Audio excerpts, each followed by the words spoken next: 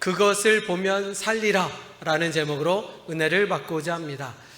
저는 지난 9일 동안 우리 서울남년의 감독님과 또 지방 감진사님들과 함께 해외 연수를 다녀왔습니다. 체코와 헝가리를 다녀오면서 낮에는 각 지역의 성지를 둘러보고 그 믿음의 길을 걸었던 그들의 모습을 보면서 다시 한번 도전과 믿음을 돈독히 하는 시간을 가졌습니다. 신앙을 지키기 위하여 유혹에 넘어지지 않고 흔들리지 않고 순교의 길을 걸었던 수많은 신앙인들을 바라보면서 저 또한 그 열정을 잃어버리지 않고 오직 주님만을 바라봐야 되겠다라는 결심하는 시간을 갖게 되었습니다. 또 아침과 저녁에는 우리 감독님과 연애 여러 가지 결정을 하면서 앞으로 비전을 바라보며 우리 연애가 더욱더 성장하기를 꿈꾸며 결정하는 귀한 시간을 갖게 되었습니다. 자, 그 중에서도 제 머릿속에 여전히 기억 남는 한 장소가 있는데 그것은 바로 헝가리에 있는 성 이슈투반 대성당이었습니다. 자, 그 당시에는요 고딕 양식이 발전했기 때문에 성전을 높이 쌓는다라고 말했지만 실제로 보니까 굉장히 웅장하고 대단했습니다. 높이가 95m에 달할 정도로 십자가가 높이 세워졌습니다. 길이는 88m, 넓이는 55m에 한눈으로 바라볼 수 없을 정도로 웅장하고 아름다운 성전이 그곳에 위치하고 있습니다. 저들이 저렇게 높은 성전을 짓는 것은 창세기에 있는 것처럼 바벨탑을 쌓기 위하여 하나님께 대항하는 것이 아니라 하나님을 좀 더 가까이 가고 싶은 그들의 염원을 담아 그렇게 아름다운 성전을 지었다라는 것입니다.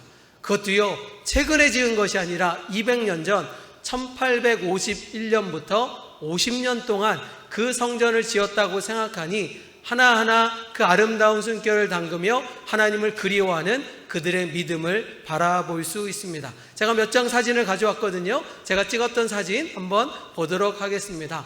사진으로는 담을 수 없는 그런 모습입니다. 얼마나 웅장한지 다음 사진 보시면 제가 사진을 찍었는데 사진 하나에 담지 못할 정도로 굉장히 크고 웅장하고 높이 솟아 있었습니다.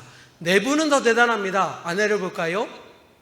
안에는 금으로 전체를 도배한 것처럼 참 화려하고 아름다운 성전을 지었습니다. 하나님께 영광 올려드리고 그들의 믿음을 다한다. 저들의 모습을 보니까요 우리가 정성을 들이는 그 모습이 너무 부끄럽고 초라할 정도로 주님의 성전을 위하여 얼마나 노력을 많이 했는지 느껴지기도 합니다. 자, 다음 장면 볼까요? 저 천장 한 곳에는 스테인드 글라스를 통하여 그 빛이 성전에 비칠 때 은혜의 잔치가 된다, 은혜 장소가 된다라는 믿음으로 곳곳에 스테인드 글라스가 있었습니다. 여기까지 사진을 보고요, 내부의 아름다운 사진을 볼 때 그 내부의 모습은요 바로 예수님과 12명의 제자를 성자로 취급하며 아름다운 조각상이 있었습니다. 뿐만 아니라 제가 감탄을 했던 것은 뭐냐, 그 천장 높이가 꼭대기까지는 95m지만요 평균적으로 한 50m 되는 천정이 있습니다. 그런데 그 천정을 바로 예수님과 제자들을 상상하며 그림을 그렸다라는 것입니다.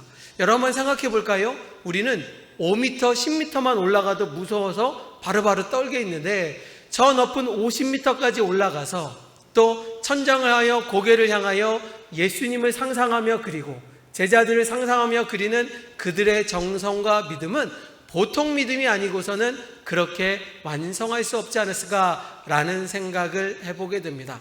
얼마나 주님을 사랑하는 믿음 가운데 저렇게 아름다운 성전을 봉헌하여 드렸을까라는 생각이 들었을 때 저의 부족한 믿음이 주님 앞에 죄송한 생각이 들고 더 앞으로도 굳건한 믿음을 간직해야 되겠다라는 결심하게 되었습니다.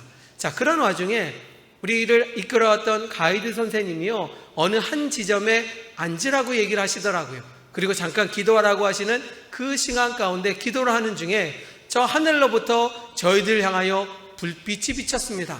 바로 벽면에 있던 스테인드 글라스를 통하여 햇빛이 비쳐서 우리를 비추게 되면서 그런 이야기를 합니다. 이곳의 성도들은 일주일에 한 번 성전에 모여서 이 불빛을 보면서 소망을 찾는다라는 것입니다. 세상 가운데 거하면서 죄를 짓고 범죄하고 하나님 뜻대로 살지 못하였는데, 그 스테인드 글라스를 통하여 비추는 불빛이 하나님의 따뜻한 불빛이 되어서 죄를 용서해주고 살아갈 용기를 주고 은혜와 충만함을 더하여 주신다라고 소개하고 있었을 때 제 마음이 뜨거워졌습니다. 우리 교회도 마찬가지죠. 이 옆에 스테인드 글라스가 있습니다. 이 스테인드 글라스에서 비추는 불빛이 죽은 자를 살리시는 불빛이 되며 어둠을 밝게 비추는 빛이 되고, 그리고 연약한 자에게 새 힘을 주시는 은혜의 빛이라는 것입니다. 저는요, 그 말씀을 통하여 그런 은혜를 받았습니다. 주님이 헝가리에 있는 그 성전에만 비추는 것이 아니라 오늘도 이 예배를 드리는 여러분들에게 동일한 불빛이 비쳐서 여러분들에게 은혜의 복음, 축복의 역사, 사랑의 역사가 일어나기를 소망하는 마음으로 말씀의 은혜를 준비하였습니다. 사랑하는 성도 여러분, 오늘도 여러분들이 예배 드릴 때 하나님이 은혜 더하여 주시기를 주님의 이름으로 축원합니다. 어둠 가운데 있는 성도들이 오늘 예배를 통하여 밝은 세상을 바라보기를 주님의 이름으로 축원합니다. 절망과 어둠 가운데 있는 여러분들에게 소망의 빛이, 능력의 빛이 여러분들을 살리는 은혜의 자리로 인도하여 줄 줄 믿습니다. 오늘 성경은요, 그런 말씀을 전하고 있습니다. 같이 읽어볼까요? 요한복음 8장 12절에 이런 말씀을 소개하고 있습니다. 같이 한번 읽어보겠습니다. 예수께서 시작. 예수께서 또 말씀하여 이르시되 빛이니 나를 따르는 자는 어둠에 다니지 아니하고 생명의 빛을 얻으리라. 아멘. 우리가 주일 예배를 드리는 여러분들에게 빛이 비춰주시고요, 그 빛이 생명의 빛이라고 말씀하고 있습니다. 여러분들의 어두운 마음 가운데, 연약한 심령 가운데 질병으로 고통받는 자에게 오늘 주님의 빛이 비춰주어서 여러분을 살리는 은혜의 빛이 되기를 주님의 이름으로 축원합니다. 자, 오늘 본문의 말씀, 민수기의 말씀이 그런 말씀을 우리에게 전해주고 있습니다. 애굽 땅에 있었던 이스라엘 백성들은요, 그 고통과 아픔 가운데 주님 앞에 기도합니다. 살려달라고, 회복해달라고, 도망치게 해달라고, 탈출하게 해달라고 하나님께 기도하였고요, 하나님은 응답하여 주어서 모세를 통하여 10가지 재앙을 내리게 하고 애굽 땅에서 벗어나게 되었습니다.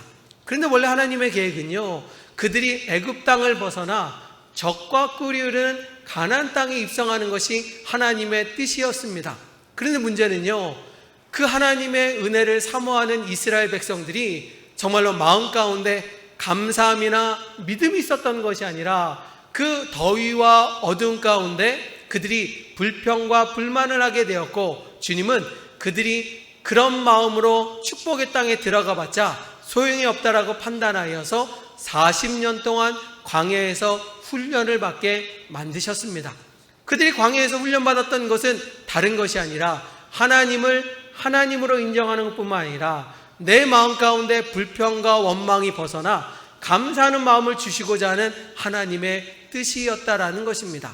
자, 그렇게 38년이 지났고요, 40년이 다 돼갔던 어느 날 하나님이여 모세에게 말씀하셨습니다. 자, 때가 되었으니 앞으로 전진하라. 적과 우리 끓이는 땅으로 갈 것이다 라고 말씀하였고요, 저들은 왕의 대로였던 큰 길을 택하여 전진하기 시작합니다. 자, 그런데 이 왕의 대로를 통하여 가나안 땅에 가기 위해서는 에돔이라는 나라를 통과하게 되었고요, 그래서 지도자였던 모세가요, 에돔 왕에게 편지를 보냅니다. 이렇게 편지를 보냅니다. 왕이시여, 저희들과 왕은 친척 관계입니다. 가까운 관계 아니겠습니까? 저희들이 전쟁을 하러 침략하는 것이 아니라 가나안 땅에 가기 위하여 왕의 대로를 통과하려면 에돔 땅을 지나가야 되는데 왕이 허락만 해주시면 우리는 조용히 얌전하게 통과하겠습니다. 도와달라라고 말하고 있습니다. 자, 지금 모세가요, 에돔 왕을 향하여 당신과 우리는 친척이라고 말하지 않았습니까? 그 근거는요, 창세기에 나와 있습니다. 제가 한번 여러분에게 물어볼까요? 이삭이라는 인물이 있죠? 그 이삭이라는 인물이요, 나중에 쌍둥이라는 자식을 낳았는데 첫째 자식 이름이 뭡니까? 에서였죠. 자, 둘째는 뭐예요? 야곱이었습니다. 그래서 야곱의 후예가 이스라엘 민족, 히브리 민족이고요, 그리고 첫째 아들이었던 에서의 후예가 에돔이라는 것입니다. 자, 그러니까 에돔 사람과 이스라엘 민족은 친척이에요? 아니면 전혀 관계없는 사람입니까? 가까운 친척이죠. 왜냐? 아버지는 동일한 이삭이었기 때문입니다. 자, 모세가요, 바로 에돔 왕에게 당신과 우리는 가까운 사이인데 우리가 통과할 수 있게 도와달라고 말했지만, 에돔 왕은 경계하는 마음으로 "노! 절대로 통과할 수 없다" 그렇게 말하였고, 결국 이스라엘 백성들은 편한 길이 아니라 돌아가야 되는 험난한 길을 택하게 되었다라는 것입니다. 자, 그런 상황 가운데 이스라엘 백성들의 반응은 어떠하였을까요? 자, 볼까요? 민수기 21장 4절 말씀 같이 한번 읽어봅니다. 민수기 21장 4절 시작. 백성이 호르산에서 출발하여 따라 에돔 땅을 우회하려 하였다가 길로 말미암아 백성의 마음이 상하니라. 아멘. 그렇죠. 편한 길을 가야 되는데 그 길을 갖지 못하니까 속상할 수는 있겠죠. 그런데 문제는 무엇이냐? 여전히 저들은 그렇게 된 것을 통하여 하나님께 원망합니다. 하나님께 불평을 합니다. 제가 아까 말씀드렸죠. 이스라엘 백성들이여 광야 땅에서 훈련받았던 이유는 하나님을 더 사랑하는 것뿐만 아니라 원망과 불평을 없애고자 하는 하나님의 뜻이었는데, 여전히 힘든 상황이 닥쳐오자 불평하고 원망하는 저들의 모습을 바라보게 됩니다. 저는 이 말씀을 통하여 이걸 깨달았습니다. 자, 한번 따라해 볼까요? 저들과 나는 똑같다. 이게는 뭐예요? 여러분들이 믿음의 길을 걸으면서도 감사하고 하나님을 찬양해야 됨에도 불구하고 여전히 작은 어려움이 찾아올 때마다 불평하고 원망하는 것이 우리의 모습 아니겠습니까? 주님은요, 오늘 예배를 통하여 하나님께 영광 받으시기 원할 뿐만 아니라 여러분들의 마음이 변화되기를 원합니다. 여러분들이 새로워지기를 원합니다. 작은 일에 불평하기보다는 작은 일에 감사하고 주님을 신뢰하는 믿음을 간직하길 원한다라는 것입니다. 38년 동안 훈련을 받았는데 그 길을 가지 못한다는 저들은 불평하기 시작하였고, 하나님은 너무너무 속상하여서 진노하셨고 저들에게 징계를 내리셨는데, 불뱀을 통하여 다 물려서 죽거나 죽어가는 상황에 놓이는 끔찍한 일이 벌어지고 있었다라는 것입니다. 그때 저들이 정신을 차립니다. 우리가 괜히 원망했다고, 하나님께 정말로 불평했는데 그러지 말고 하나님 앞에 기도해야 되겠다라고 하면서 지도자였던 모세에게 기도를 부탁합니다. 모세 선생님, 우리가 잘못했으니까 하나님께 용서를 구하고 회개해야 됩니다. 기도해 주십시오. 모세가 기도하자 하나님의 마음이 돌이켜 주어서 저들을 살 수 있는 은혜를 더하여 주셨다라는 것입니다. 자, 한번 읽어볼까요? 민수기 21장 8절. 모세가 회개하는 마음으로 하나님 앞에 기도할 때 어떤 일이 벌어졌는가? 같이 있습니다. 시작. 여호와께서 이르시되 불뱀을 만들어 장대 위에 매달으라. 아멘.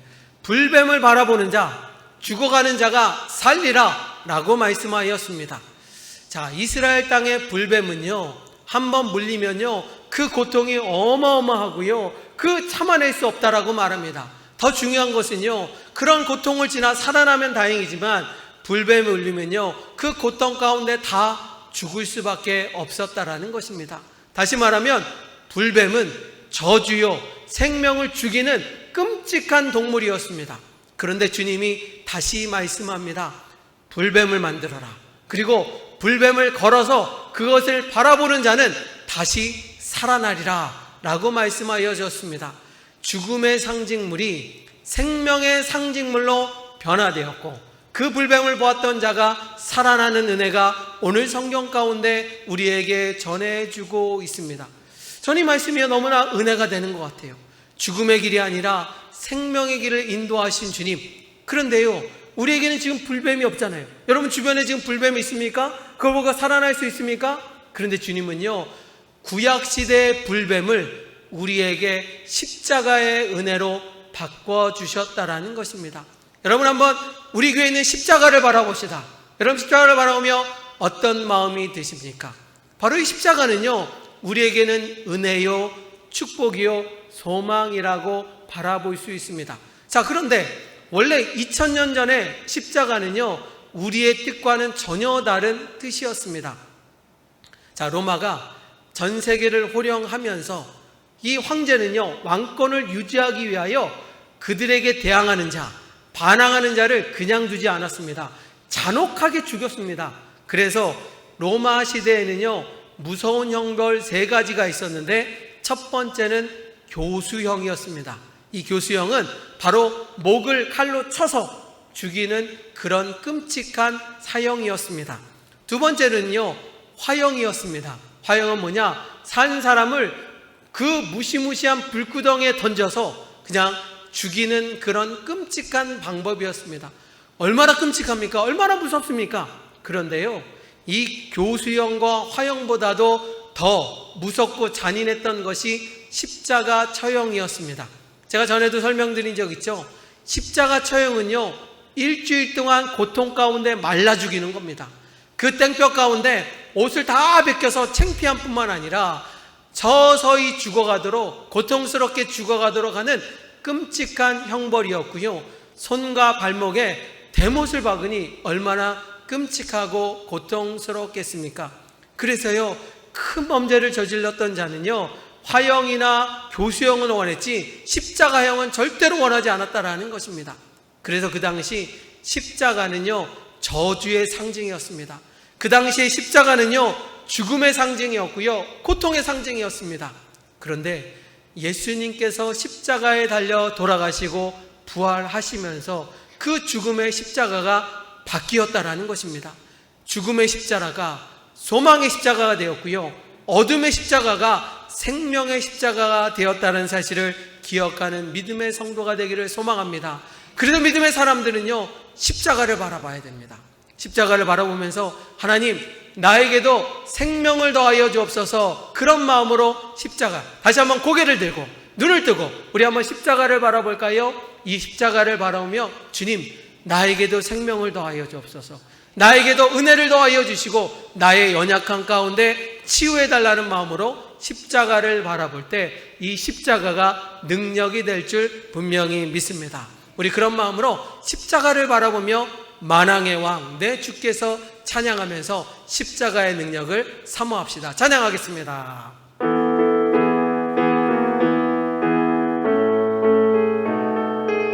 만왕의 왕, 만왕의 왕 내 주께서 왜 고쳐나겠나, 이 벌레 같은 날 위해 그 보혈을 렸네. 십자가 십자가 내가 처음 볼 때에 나의 맘에 큰 것도 사라져. 오늘 믿고서 내 눈 밝았네. 참 내 기쁨 영원하도다. 우리 한번 다시 찬양하는데요, 그냥 아무 의미 없이 찬양하지 말고, 여러분 가운데 아픈 부분이 있습니까? 오늘 십자가를 찬양할 때 그 십자가가 나에게 능력이 돼서 고침받을 줄 믿습니다. 그런 마음으로 찬양하라는 것입니다. 여러분, 어려운 문제가 있고요, 답답한 문제가 있습니까? 오늘 십자가의 이름으로 찬양할 때 하나님이 문제를 해결해 주시고 그리고 역사하신다는 것을 소망하는 마음으로 우리 다시 한번 찬양하겠습니다. 2절 찬양하겠습니다. 주 십자가, 주 십자가 못 박힘은 속죄 아닌가. 그 긍휼함과 그 은혜 말할 수 없도다. 십자가 십자가 내가 처음 볼 때에 나의 맘에 큰 것도 사라져. 오늘 믿고서 내 눈 밝았네. 다시 한번 고백하며 십자가의 능력을 믿습니다. 십자가 십자가 내가 처음 볼 때에 나의 맘에 큰 것도 사라져.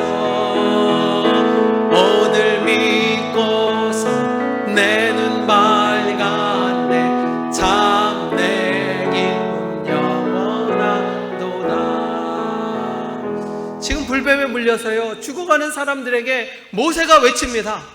그것을 바라봐라, 그것을 보면 살리라 외쳤을 때 죽어가는 자들이 불뱀을 보고 살아났다는 것처럼 우리도 마찬가지입니다. 십자가를 바라봐라, 그것을 보면 살리라는 주님의 말씀에 아멘한 자에게 하나님의 놀라운 역사가 임하기를 주님의 이름으로 축원합니다. 지난 주일날은요, 우리 원로 목사님께서 은혜의 말씀을 전해주셨습니다. 그래도 인터넷 시대가 되니까 참 감사한 것은요, 저도 체코에 있을 때 주일 예배를 같이 드렸습니다. 우리 성도들이 예배 드리는 모습과 함께 하나님의 은혜를 달라고 같이 예배를 드렸습니다. 그런데 그곳과 이곳의 시차는 7시간 차이였고요, 7시간 늦어졌기 때문에 저는 인터넷 예배를 드리고 또 우리 감독님 주관하에 또 한 번 호텔에서 예배를 드렸습니다. 그럴 때 감독님께서요, 열왕기상 17장에 있는 말씀을 통하여 엘리야 선지자가 죽어가는 사르반 여인을 살려주는 이야기를 전해주셨습니다. 지금이야 냉장고도 있고 또 저장도 잘 되고 있어서 우리가 살아갈 수 있지 않습니까? 그런데 2000년 전, 3000년 전에는요, 한 해가 흉년이 들면 다 죽을 수밖에 없는 그런 시대였습니다. 그런데 성경을 보면 안타깝게 수년 동안 가뭄으로 인하여 사람들이 먹을 것이 없어서 고통을 당하고 있다라고 말하고 있고요, 바로 사르반 여인도 더 이상 살아갈 용기가 없어서 마지막으로 아들에게 만찬을 주고 그리고 세상을 등지려고 그렇게 결심하고 있었습니다. 그 안타까운 이야기를 듣고요, 하나님이요 엘리야 선지자를 그 가정에 보내주었습니다. 그리고 엘리야는요 그 가정을 살려주기 위해서 갔었는데, 그런데 문제는 성경을 읽어보면 엘리야가 좀 괴팍한 것 같습니다. 무엇이냐? 마지막 한 끼 식사를 하고 아들과 식사를 하고 죽으려는 그 가정 가운데 엘리야가 말합니다. 내가 지금 배고프니까 나에게 먹을 것을 가지고 와라 라고 이야기를 합니다. 아니, 하나님의 사람이라면 먹을 것을 싸갖고 가서 살 수 있도록 도와주는 것이 더 맞을 것 같은데 왜 그랬을까라는 생각을 해봅니다. 그럴 때 사르반 여인이요 어떤 마음이었을까요? 한 끼 먹고 죽고자 하는 그 양식을 빼앗아가는 엘리야의 모습을 보면서 속으로 감사했을까요? 아니에요. 제가요 만약에 사르반 여인이라면 속으로 욕했을 것 같아요. 그죠? 그러지 않겠습니까? 마지막 음식을 먹어야 되는데. 그런데요, 오늘 성경의 말씀이 중요한 것은 무엇이냐면, 지금 당장의 어려움 가운데 우리가 원망하고 불평한 것은 어쩌면 당연할 수 있습니다. 우리 인간이고요, 믿음의 사람도 그럴 수 있습니다. 중요한 것은 그 마음이 빨리 바뀌어야 된다라는 것입니다. 사르반 여인도요 처음에 얼투당투한 요것 가운데 마음이 속상했는지도 모릅니다. 너무한다라고 생각하는지도 모릅니다. 그런데 생각해 보니까 한 끼 음식을 잘 먹는다고 세상이 바뀌지 않습니다. 아니, 차라리 내가 사랑하고 존경하는 바로 선지자에게 주님을 대접하는 마음으로 내가 끝까지 대접하면 하나님이 내 영혼을 받으시겠다라는 마음을 갖고 마음을 들이켰던 사르반 여인은요 주님 그 선지자에게 정성껏 대접하는 이야기가 성경 가운데 나와 있습니다. 자, 그런데 성경이 우리에게 주시는 메시지는 무엇이냐? 그런 상황 가운데 정성껏 대접할 때 결과는 무엇이냐? 같이 읽어볼까요? 열왕기상 17장 16절의 말씀입니다. 같이 읽습니다. 시작. 여호와께서 엘리야를 통하여 하신 말씀같이 동의 가루가 떨어지지 아니하고 병의 기름이 없어지지 아니하리라. 아멘. 그렇습니다. 하나님을 사랑하고 끝까지 대접하고 믿음의 길을 걸었던 사르반 여인에게 하나님이 복의 복을 더하여 주셨는데, 그 가정에 기름이 마르지 않도록, 그 가정에 가루가 떨어지지 않도록, 그 가뭄이 끝날 때까지 주님께서 책임져 주시는 은혜와 축복을 더하여 주셨음을 성경은 말씀하고 있습니다. 사랑하는 성도 여러분, 제가 말씀드렸잖아요. 신앙생활은 넓은 길이 아닙니다. 신앙생활은 좁은 길입니다. 그렇잖아요. 이렇게 날씨가 더운데 피곤한데 주님 전에 나오는 게 쉽습니까? 그런데 여름이 지나고 가을 되면 단풍교회 가야 되는데 교회 나오는 게 쉽습니까? 겨울 되면 추워서 못 나오지 않습니까?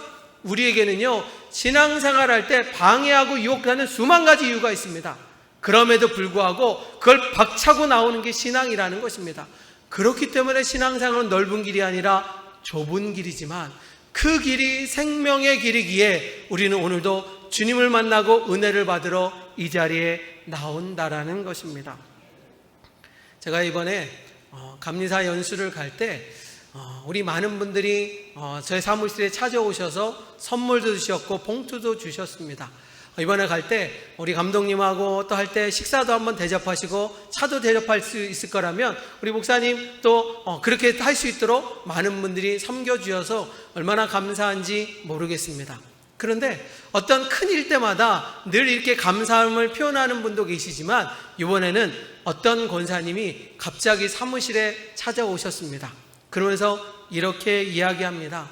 목사님, 제가 형편이 좋지가 않아서 대접을 하지 못했었는데 이번에 목사님 좋은 곳에 가신다고 하니까 제가 그동안 모아뒀던 용돈을 모아서 목사님께 드리고 싶습니다. 그리고 말하면서 지난번 탁구대회 때 행운권 선물을 받았는데 그 선물을 갖고 제가 뭐 사 먹기보다는 목사님께 드리고 싶습니다 라고 찾아오셔서 저한테 봉투를 주셨습니다. 제가 그 얘기를 듣는데 우리 권사님 형편이 좋지도 않고 그냥 어려우신데 이걸 받아야 되는가라는 고민을 했었지만 제가 받고 간절하게 기도를 드렸습니다. 눈물로 기도를 드렸습니다. 얼마나 우리 권사님의 믿음이 대단하고 좋은지 참 감동이 되더라고요. 사랑하는 성도 여러분, 신앙생활은요 하나님 앞에 감동을 드리는 것이 믿음의 길입니다. 내가 이렇게 할 수 있으니까 이 정도만 하겠습니다, 그것이 아니라 내가 힘들지만 주님을 사랑하는 마음으로 표현할 때 주님은 그 안에 감동을 받으시고 은혜를 더하여 주시고 역사하여 주신다는 것입니다. 바로 이 사르반 여인이요 한 끼 식사를 달라는 바로 엘리야에게 정성껏 식사를 대접하니 그가 수개월 동안, 아니 수년 동안 가뭄으로 고통받는 그 자리 가운데 주님이 축복하여 주어서 기름이 마르지 않도록, 가루가 마지 않도록 은혜와 축복을 더하여 주었고요. 다시 말하면 한번 따라해 볼까요? 내가 믿는 하나님은 나를 살리시는 분이십니다.